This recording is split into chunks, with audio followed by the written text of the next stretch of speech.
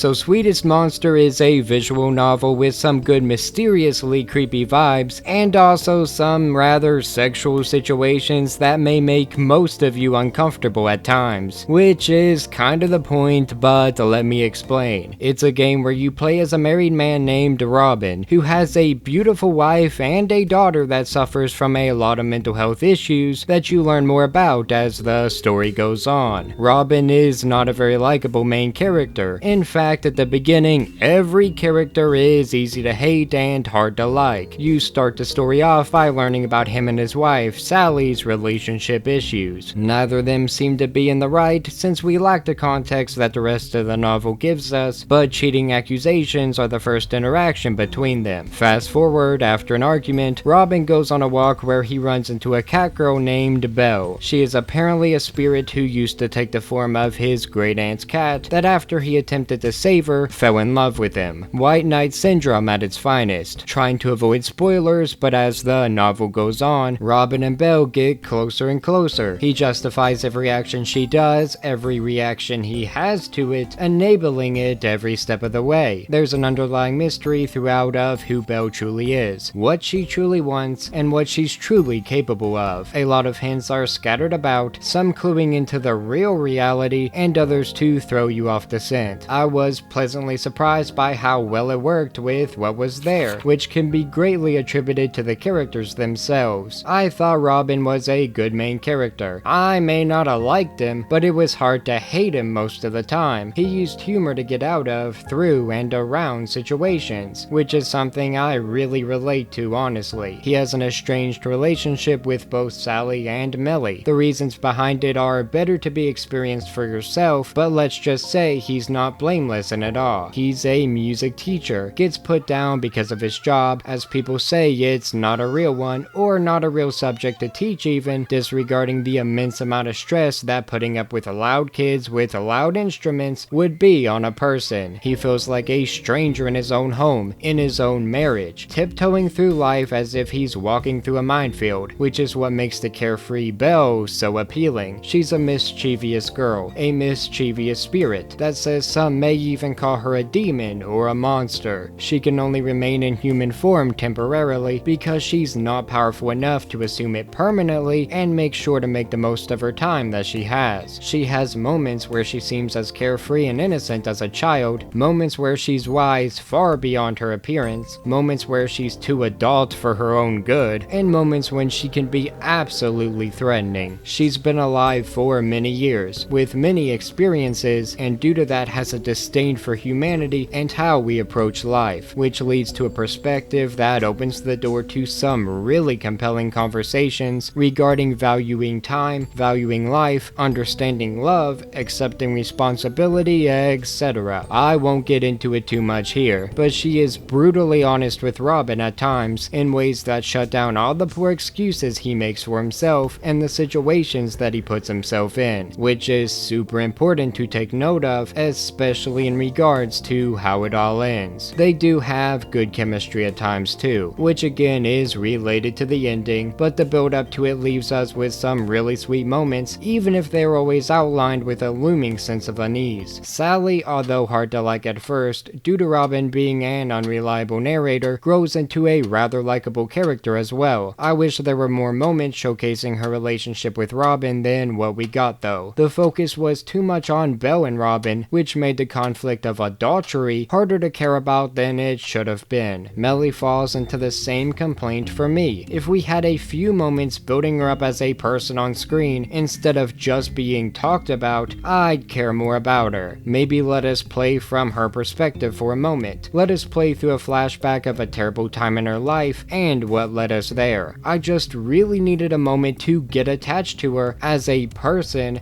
instead of as the label of Robin's daughter. Let's talk about the actual gameplay though, because here is where a lot of my complaints lie. There are no choices to be made, nothing to interact with, just reading. There are a few sound effects, no voices, and some decent music. The sound effects are grating at times. A moment where children's laughter plays constantly made me want to be the next guy with a pencil shoved through his ear by John Wick. It was infuriating and almost caused me to turn the game off. I couldn't stand it. The visual part of the novel is lacking too. The artwork is beautiful, don't get me wrong, I dig the style, I just wish there was more to it. A lot of static images last far too long. The variety of images is extremely small, and they are reused so often that it took me out of the immersion. Art that is used to symbolize important situations at one point are then used again and again, losing the importance they originally had and breaking immersion in the process. Since it's an indie game,